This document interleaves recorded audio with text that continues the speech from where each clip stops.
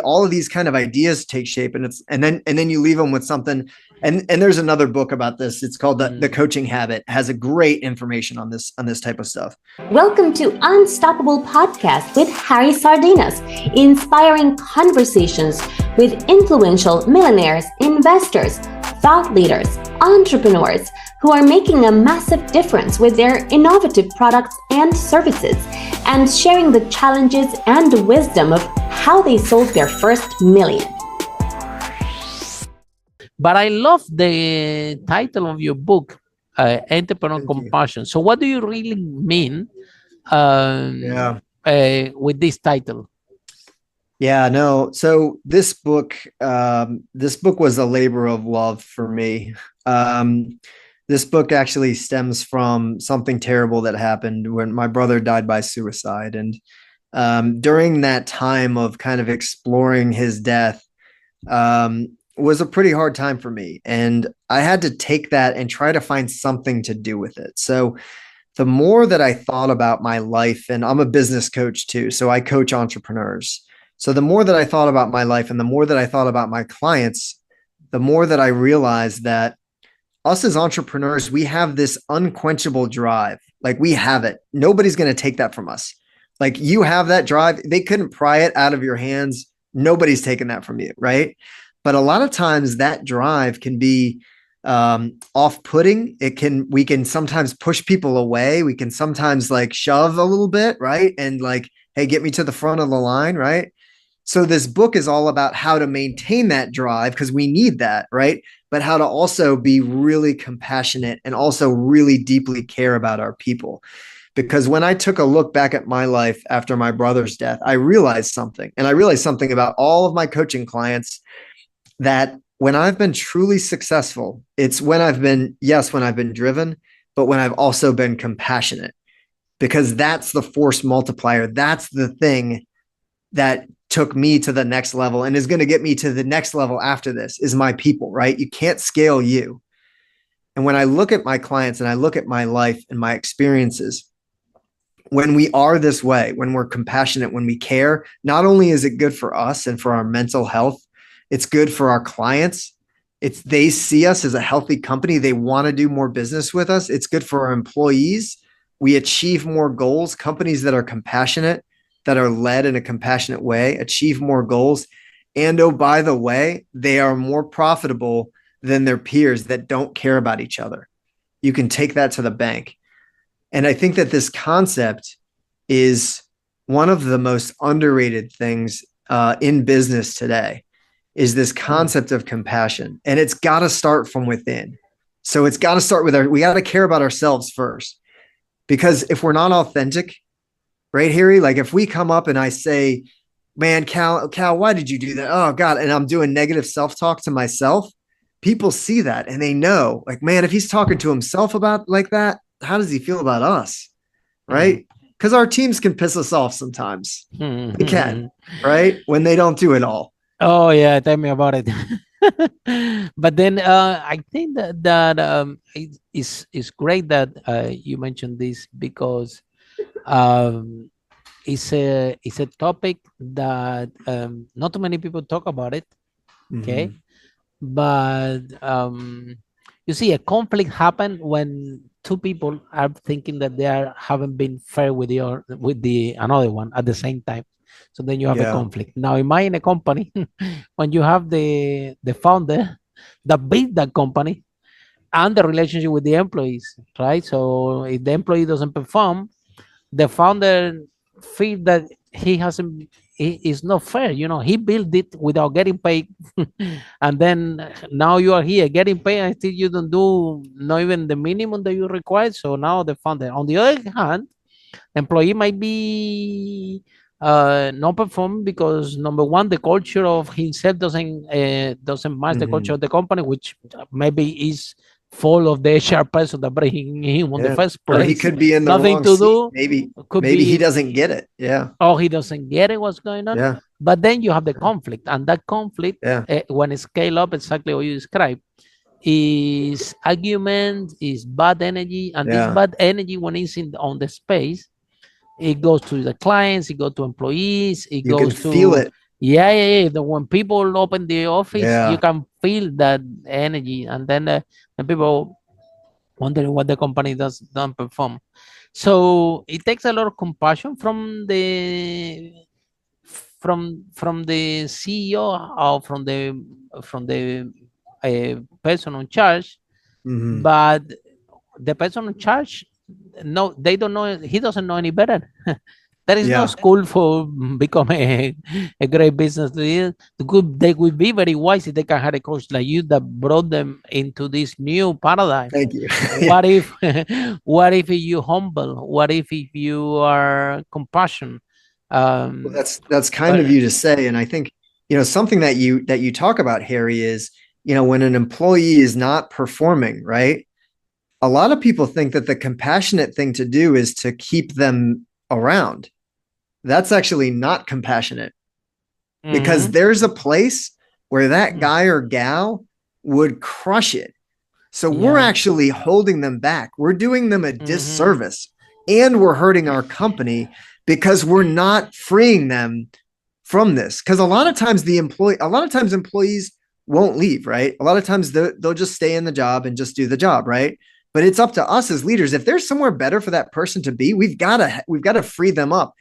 And I mean, I'm not saying you have to go help them find that, but that would be nice too, right? If we could even, well, maybe you'd be a better fit in X, Y, and Z. But yeah, I think it's actually not helpful for anybody for us to keep doing that, right? It's almost like toxic. Like they're not meeting our expectations. They're not happy. We're not happy. The company's not happy. It's like, what are we doing, right?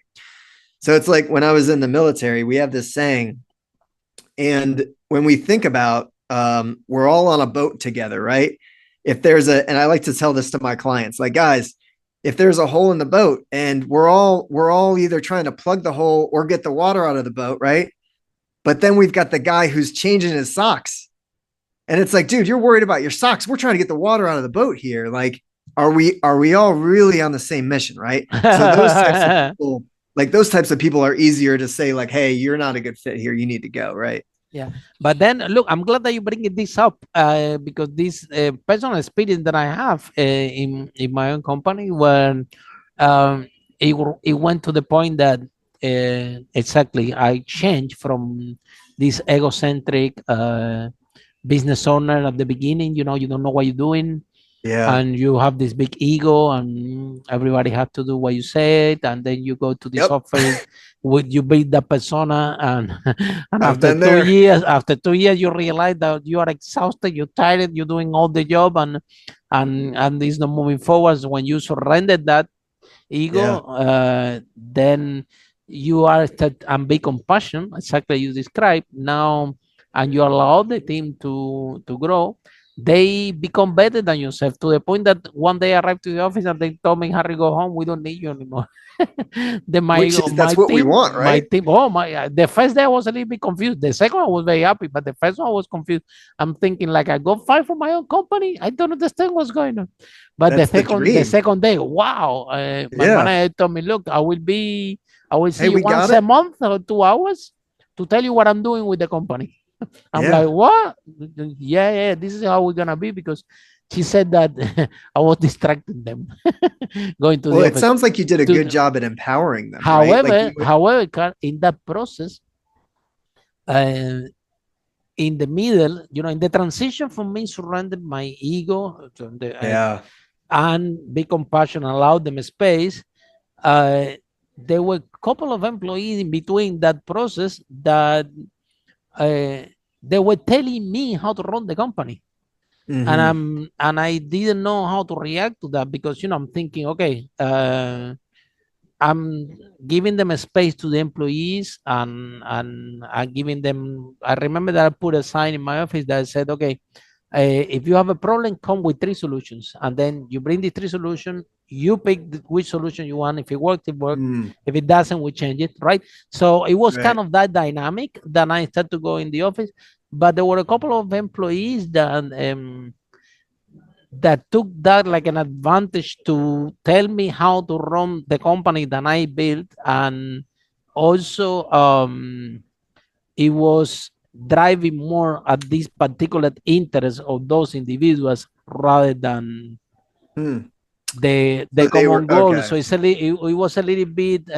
I mean, I came okay at the other side, but this process this process is not like black and white. There are gray moments in the between that I would like that you know a lot about the subject to describe a little bit more how what message do you have for entrepreneurs that are listening to this, they resonate, they know exactly, they're tired, they're exhausted, they know that they have to change, right? But they are scared because they know that as soon as they release some control, can we call it control, to the team, some people will